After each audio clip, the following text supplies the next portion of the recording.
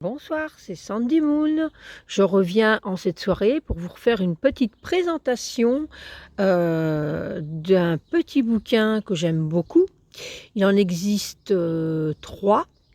Il y en a un sur les potions, il y en a un sur les petits rituels de magie, et celui-ci, c'est les cristaux et énergie.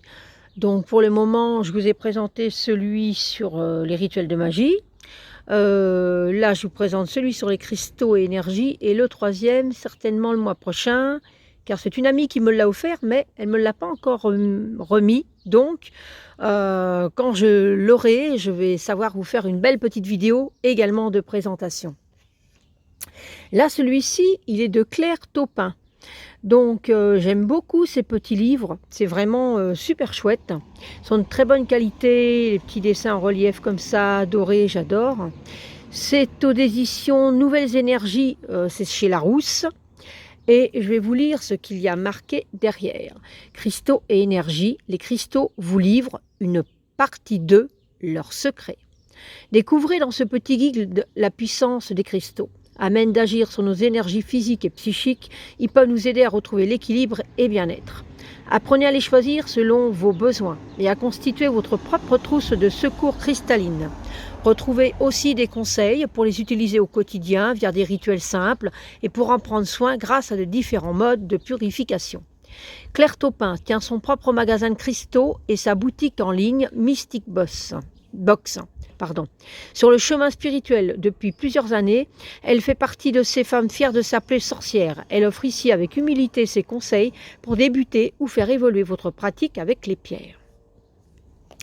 Alors là, vous voyez, moi je suis entourée déjà de quelques trésors, mais ce ne sont que quelques trésors. J'ai des pierres de toute beauté qui me servent au quotidien, aussi bien pour mon sommeil, que pour selon comment je me sens, pour mon stress, pour les angoisses. Voilà, j'ai énormément de pierres et j'ai la chance d'avoir une boutique de pierres à 3 km de chez moi qui s'appelle Argonostone. J'en ai déjà parlé dans une précédente vidéo. Et je sais aussi qu'ils ont une boutique en ligne. N'hésitez pas à les voir, car ils ont vraiment des pierres de qualité. Et je sais aussi qu'ils font de la vente en ligne. Donc voilà. Toutes les pierres viennent de chez eux, parce que voilà, c'est vraiment magique. Mais alors j'aime énormément d'aller dans cette boutique, parce que voilà, j'ai l'impression d'être au paradis. Voilà, revenons à nos moutons, comme on dit. Donc, revenons à ce petit livre qui est superbe. Alors, évidemment, il me le fallait parce que quand j'ai vu cristaux, énergie, oh ben, j'ai déjà beaucoup de livres sur les cristaux. Mais j'ai une vraie folie avec ça également parce que j'adore les cristaux. Ici, on a un sommaire. Alors, il est bien fait. J'aime bien les petites illustrations, l'écriture, tout quoi. Donc ici, on a avant de me lancer, je choisis mes pierres. Ici, c'est j'ai choisi mes pierres et maintenant, ma trousse de secours cristalline. Et donc, il y a tous les détails. Donc, je ne vais pas tout vous dire, il y en a beaucoup. Regardez-moi cette illustration, cette image, cette photo. Superbe, hein. J'adore l'améthyste, hein. C'est une très belle pierre. Je l'aime vraiment beaucoup. Introduction au fabuleux monde des cristaux. Donc, j'adore la petite main avec le 3e œil. Donc elle explique vraiment, une petite intro sur les pierres, sur l'amour des pierres, des petits cristaux ici. C'est beau, hein, j'adore. Donc voilà. Ensuite, on a avant de me lancer. Donc comment fonctionnent les cristaux, l'importance des chakras. Donc c'est génial, on a quand même tout bien détaillé avec les couleurs. L'énergie des pierres que vous porterez sur vous ou autour de vous, à condition qu'elles soient assez grandes, auront en résonance avec un ou plusieurs de ces chakras pour favoriser un équilibre dans leur tournoiement. Le chakra racine, Muladhara. Voilà, donc on a tous les détails de la signification, les pierres et pour le chakra équilibré, faible ou surdéveloppé. Ensuite, on a le chakra sacré Svadhisthana. Oui, c'est bien comme ça que j'ai dit, c'est bon. Donc là, pareil, la signification, c'est chez soi. Le chakra du plexus solaire, Manipura, signification qui brille. Le chakra du cœur, Anahata, son infini. Le chakra de la gorge, Vishuddha, c'est bien ça, hein, je pense que oui, je l'ai bien dit. Purification, clarté. Le chakra du troisième œil, Ajna, signification percevoir. Et le chakra couronne, Sahasrara, signification 1000 pétales. Et donc, elle a ici, peut-on utiliser des pierres avec les enfants, avec nos animaux de compagnie, ou acheter mes pierres, donc en boutique. Les mines raisonnées, donc là c'est ici, après c'est en ligne. Je choisis mes pierres, donc c'est vraiment complet, il y a des belles illustrations. J'aime vraiment beaucoup, en plus ces petits livres, on peut les emmener partout. On le met dans son sac, on a vraiment... voilà, je les trouve vraiment chouette, vous voyez, c'est pas très grand, c'est sympa.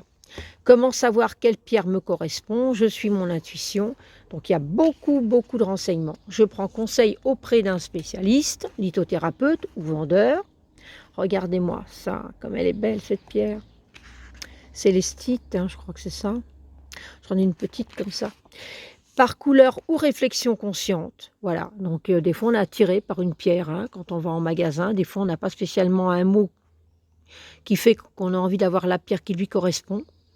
Mais on est attiré par une pierre, et donc par sa couleur, par sa beauté, sa forme. Et c'est qu'on a quelque chose à faire avec, donc il ne faut pas hésiter. Puis je travaille avec plusieurs pierres en même temps, donc oui, bien sûr. Mais bon voilà, ça je ne vais pas vous donner ma manière à moi, on a chacun sa manière et son ressenti. Peut-on offrir une pierre? Ça m'est déjà arrivé de le faire. La forme de la pierre impacte-t-elle son énergie? Pour les pierres brutes, les pierres roulées, les pierres taillées, les pierres montées en bijoux. Y a-t-il une différence entre petites et grosses pierres? Donc vraiment, il y a beaucoup de détails. Là, on entend du bruit, voiture qui passe. À chaque situation, sa synergie et ses pierres. Je dors mal ou j'ai du mal à dormir, améthyste, quartz rose, lépidolite. Donc là, c'est génial.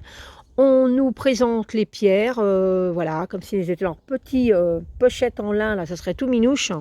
Moi, c'est ce que je fais, j'en fais des petites pochettes comme ça pour moi, quand j'ai quelque chose. Et alors, voilà, l'épidolite, forcément, j'utilise beaucoup en ce moment, en plus, améthyste, quartz rose. D'ailleurs, je porte un collier en quartz rose, j'ai toujours du quartz rose sur moi. Étant une personne très nerveuse, qui a besoin de beaucoup de calme, beaucoup de douceur, je porte un quartz rose tout le temps et je dors avec un quartz rose sous mon oreiller. Mais l'améthyste rajoutée et l'épidolite, qui est une pierre que je porte également en ce moment, je pense que ça peut faire une belle synergie, effectivement.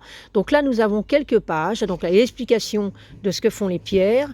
Et puis voilà, ce qu'on peut faire. Donc il y a ça pour plusieurs. Ici, c'est je manque de confiance en moi.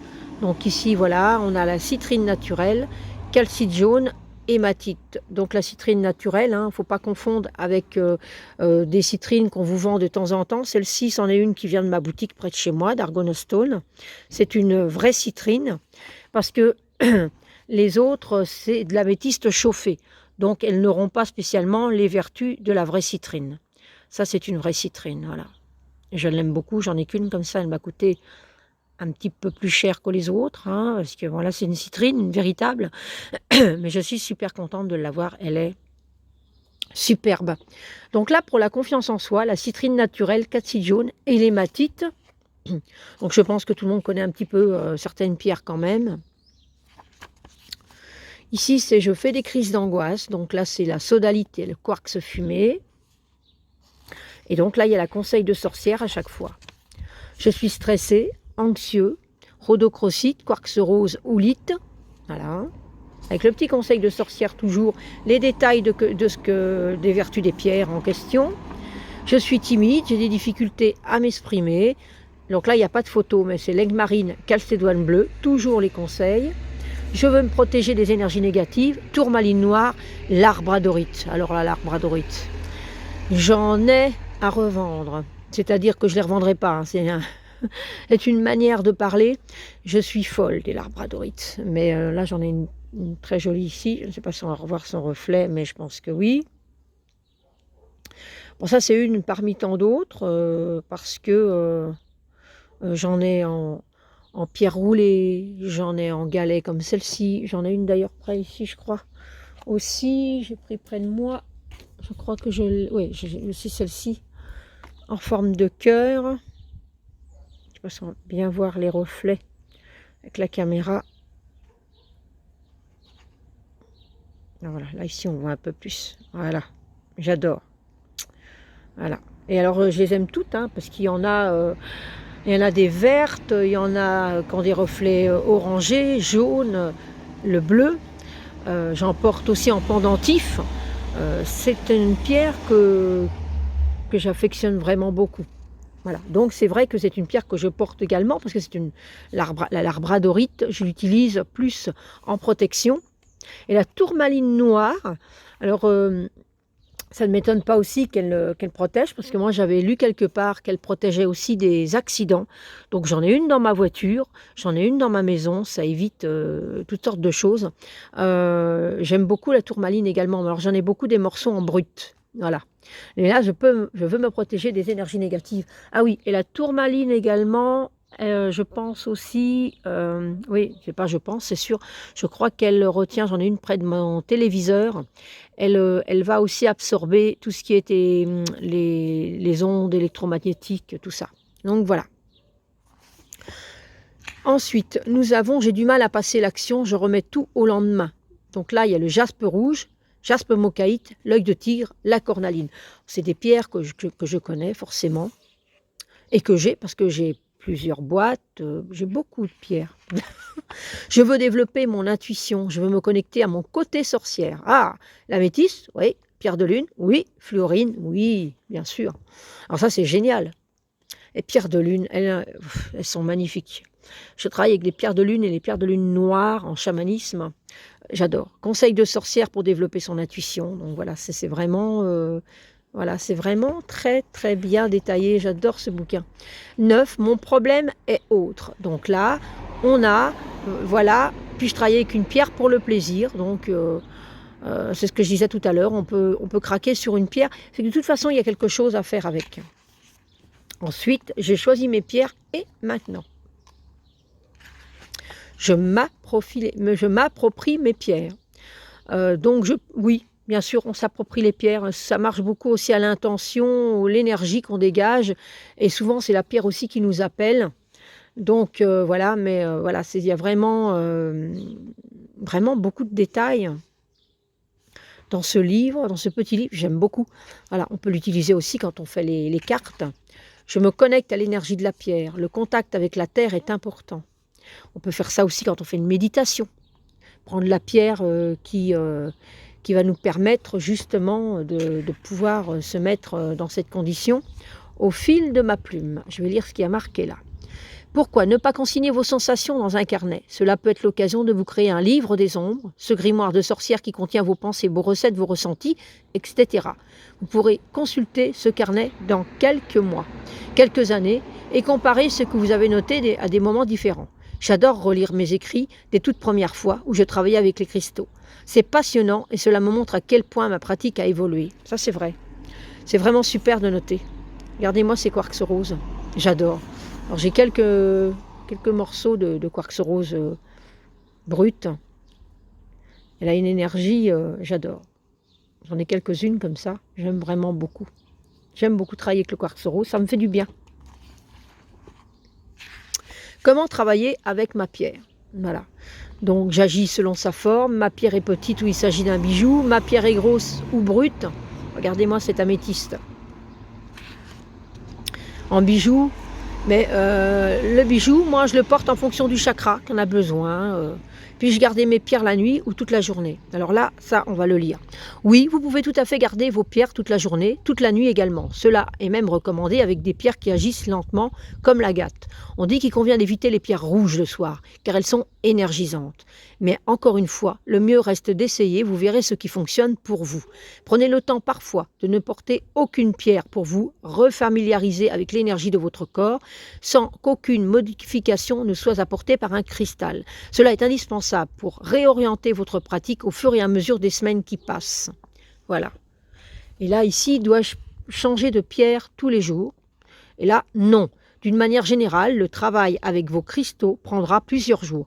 Pour les pierres plus lentes, il faudra compter quelques semaines avant de sentir un véritable changement. En lisant ces lignes, les plus impatients d'entre vous se sentiront peut-être découragés, mais on parle ici d'énergie, de produits offerts par la nature, pas de l'instantané qui définit notre société actuelle. L'instantanéité, pardon. Offrez-vous du temps, ralentissez dans votre vie personnelle, connectez-vous à la nature. Bien souvent, tout ce chemin spirituel s'accompagne d'une prise de conscience écologique et d'un retour à l'essentiel. Vraiment, il est vraiment très bien, je vous le conseille. Ce petit livre, j'adore. Puis-je changer de pierre tous les jours? J'écoute mon intuition et je m'observe. Je me fais confiance. C'est vraiment un plaisir de se reconnecter aux pierres en lisant ce petit livre. On peut l'emmener partout. Et moi, j'adore. Pourtant, j'ai des gros livres. J'ai vraiment des livres qui m'en disent déjà beaucoup. Mais je le trouve vraiment mignon. La priorité, moi. Je prends le temps pour une introspection mensuelle. Je mêle intuition et expérience. La purification. Voilà. La purification fait partie intégrante du travail avec les cristaux. En effet, ils auront beaucoup plus de mal à vous faire profiter de leur énergie s'ils sont épuisés. Les purifier, leur donner un nouveau départ, un retour à neuf. Il existe pour cela de nombreuses méthodes que je vous présente ici. Donc évidemment, il y a la fumigation, les bâtons de fumigation, la sauge. Comment les fabriquer soi-même? Donc voilà, on peut très bien trouver de la sauge dans les boutiques ésotériques, mais aussi on peut voilà, faire des bâtons de fumigation soi-même. On peut faire ça aussi, moi j'ai aussi parfois, quand je n'ai pas de sauge, je prends également des bâtonnets de sauge blanche ou en encens, ou évidemment le Palo Santo. Hein. Donc le Palo Santo, l'arbre sacré. Vous avez peut-être déjà entendu parler du Palo Santo, une espèce d'arbre originaire du Pérou dont le nom signifie bois sacré. Quand il est brûlé, cet encens naturel diffuse une fumée à l'odeur envoûtante. Malheureusement, aujourd'hui, l'espèce est victime de la surconsommation. Pour cette raison, je ne recommande pas l'utilisation du Palo Santo pour la purification régulière des pierres. Si vous avez la chance d'en avoir, utilisez-le avec parcimonie pendant vos rituels et de manière exceptionnelle. Honorez et respectez cet arbre. C'est ce que je fais. Parce que voilà, ça sent très bon, mais voilà, il faut respecter cet arbre. Ensuite, on a aussi par le son. Le son, le bol tibétain, le carillon, les mantras. C'est génial. Ensuite, le magnétisme. Faites l'essai. L'eau. Alors l'eau, moi, franchement, je n'utilise pas spécialement. Mais maintenant, c'est chacun son ressenti. Voilà. Je peux très bien avoir des pierres sur moi et que je vais devant être une petite rivière et que je vais faire un rituel pour remercier la nature que je suis là et que je vais me connecter pour méditer. Je vais prendre mes pierres dans les mains et c'est parce que voilà, ces pierres-là devaient passer dans l'eau à ce moment-là. Évidemment, je sais les pierres qui peuvent aller à l'eau, hein, donc je mettrai que les pierres qui peuvent aller à l'eau. Mais sinon, en règle générale, je me sers souvent de l'encens et je recharge soit à la lune, ou aussi dans ma géode de cristal de roche. Je vous déconseillerais, moi, personnellement, ou alors il faut que ce soit des pierres de la même couleur, de recharger dans une géode d'améthyste, parce que moi, au tout début où je me suis mise à me développer, on va dire dans les cristaux, hein, j'ai acheté une géode d'améthyste pour recharger mes pierres, et malheureusement, elle a perdu de son éclat. Donc voilà, elle est moins violette. Et pourtant, elle était dans une pièce qui est sombre, donc on ne peut pas dire que c'est le soleil qui aurait fait quelque chose à la pierre ou autre. Non, c'est les pierres. L'améthyste, on peut le faire mais avec des pierres de la même couleur. Voilà. Donc, mais dans une géode de cristal, il n'y a aucun souci. Le rechargement, voilà, le soleil à la lune, sur des géodes de quartz dans la terre. Voilà, moi mes bijoux, le soir, je les retire et je les mets sur la géode de cristal de roche. Faire du rechargement un instant magique, oui, tout doit être rituel. Oui, vous voyez, on peut très bien avoir des cristaux et près d'un cours d'eau. Moi, si j'ai des cristaux comme ça, je vais faire pareil, quoi. Je vais me connecter à la nature avec et c'est vraiment une belle expérience. Le rangement. Je sépare les pierres, j'évite la lumière directe trop forte, je recherche les cristaux inutilisés. Donc là, je ne vous lis pas tout ça parce que je ne vais pas vous spoiler tout le livre non plus. Je vais vous le laisser le découvrir. SOS, je n'ai plus de pierres. Alors là, ça m'étonnerait, moi, pouf, j'en ai et j'en aurai encore. Parce que j'aime les pierres, j'aime les toucher aussi, j'aime travailler avec. Ma trousse de secours cristalline. La tourmaline noire, comment l'utiliser. Chakra racine, voilà. L'obsidienne, chakra racine aussi. J'adore l'obsidienne également. J'en ai quelques-unes. L'obsidienne noire, l'obsidienne œil céleste. J'ai des obsidiennes dorées et argentées aussi. La cornaline, qui est pour le chakra sacré ou racine également, en fonction de la couleur. Voilà. Parce que ça peut aller de l'orange à rouge. Hein. Le jaspe, chakra racine sacré et plexus solaire selon la couleur. L'œil de tigre, chakra plexus solaire et racine, couleur marron et jaune. Donc là, tout le monde connaît l'œil de tigre, c'est une belle pierre de protection également. Ancrage et don psychique. Confiance en soi, équilibre. Ça, c'est vraiment génial. La citrine naturelle, plexus solaire. Couleur jaune translucide jusqu'au miel foncé. Voilà, elle a vraiment une couleur miel foncé. Et puis, elle est plus claire aussi. Hein. Voilà, et ce qui est marqué ici, c'est ce que je vous disais tout à l'heure. Voilà. Ensuite, le quartz rose, chakra cœur, rose translucide, amour propre, amour, douceur, bienveillance, harmonie, affection.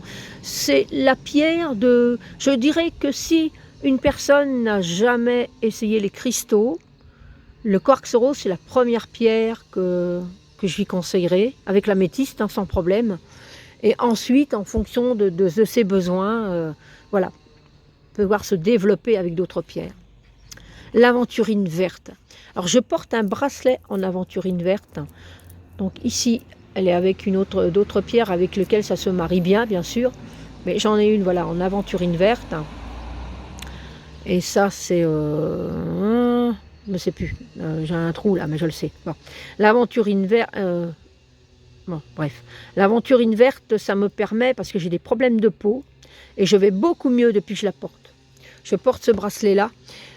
Chakra du cœur, verte, douceur, réconfort, couple, deuil, décision. C'est une pierre qui fait beaucoup de bien, beaucoup de bien. J'aime vraiment beaucoup. La rhodonite, chakra cœur et racine. L'aigle marine, chakra cœur et gorge. L'angélite, chakra, gorge, bleu ciel, mots-clés, paix, fraternité, communication, perception. C'est une très belle pierre aussi. La célestine, oh, j'adore la célestine. Donc la célestine, c'est la même pierre que je vous ai montré tout à l'heure. Là. Je pense que c'est la célestine. Hein. Oui, c'est ça, je crois que c'est la même. J'en ai une comme ça en brut, et j'aime aussi les pierres roulées, mais j'aime aussi en brut. Il y a des petits pics comme ça là qui ressortent comme si voilà, ça a une énergie. Moi j'aime beaucoup. Voilà, donc je parlerai toute la nuit des cristaux. Le lapis lazuli, bien sûr, voilà. Et le lapis lazuli, hein, qui est une pierre qui a été vénérée par les dieux aussi, ça. Hein, que je dise pas de bêtises, ça doit être stipulé quelque part, ça, non? C'est une pierre aussi de protection, elle met en contact avec ses anges gardiens et écarte toute forme de malédiction. Voilà. Les Égyptiens l'utilisaient beaucoup. C'est une très belle pierre. Et spiritualité, vérité, relation, responsabilité, colère, gorge et troisième œil. Elle est très bonne pour l'intuition. La sodalite. Je les aime toutes. La labradorite, bien sûr. Vous voyez, en plus, c'est à comment l'utiliser. Il y a plein de pierres. La fluorine ou fluorite, hein, c'est le même nom. Voilà, et c'est de chouettes pierres aussi, vraiment. L'améthyste, la houlite, le cristal de roche, j'en ai oublié une là d'avant, la pierre de lune. Ah ouais, ça c'est magnifique. Chakra racine, sacré, troisième œil en fonction de la couleur, couleur argentée, grise ou blanche, mots-clés, cycle, nouveau départ, stress, intuition, inconscient, empathie, émotion. C'est une pierre super douce. l'agate, en tout cas moi je l'aime beaucoup, la malachite que j'aime également, bon de toute façon vous allez m'entendre dire que ça, la sélénite. La sélénite, j'aime beaucoup cette pierre, à faire attention parce qu'elle se dissout sous l'eau, donc à ne pas mettre sous l'eau pour la purifier, pour la nettoyer, surtout pas. Voilà, et ici moi j'en ai une que je viens d'acquérir il n'y a pas longtemps, c'est un cœur en sélénite orange. Parce que la sélénite orange, parce qu'elle a beaucoup plus de fer que la blanche, qu'elle est orange. Voilà. Parce que moi-même me suis posé la question et j'ai demandé justement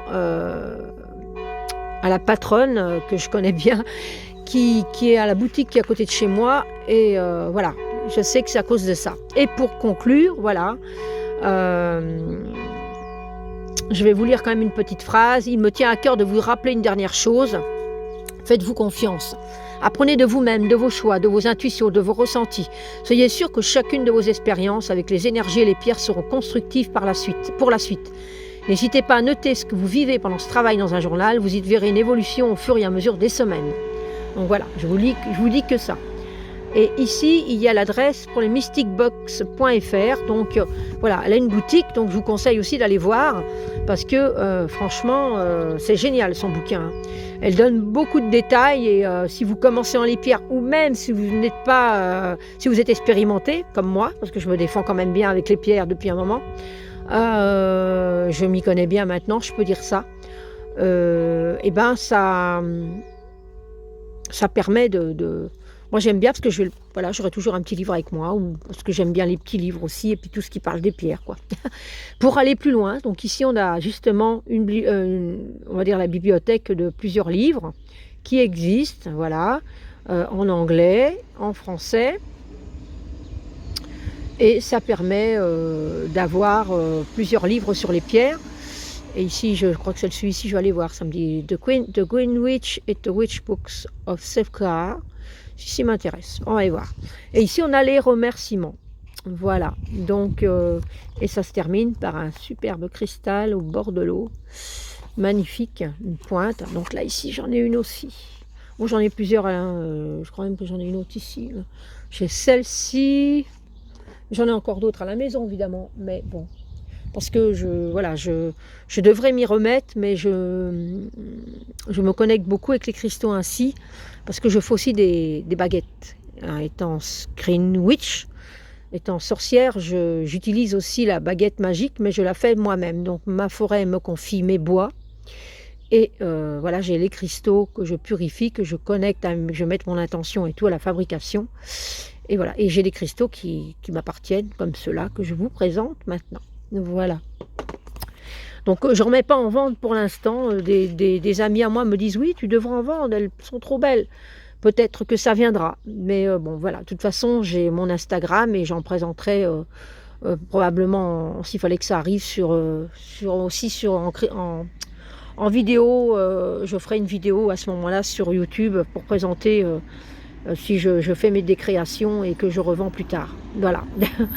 Donc je vous présente donc Cristaux et Énergie. Je vous le conseille vraiment, de Claire Taupin. Il est vraiment génial.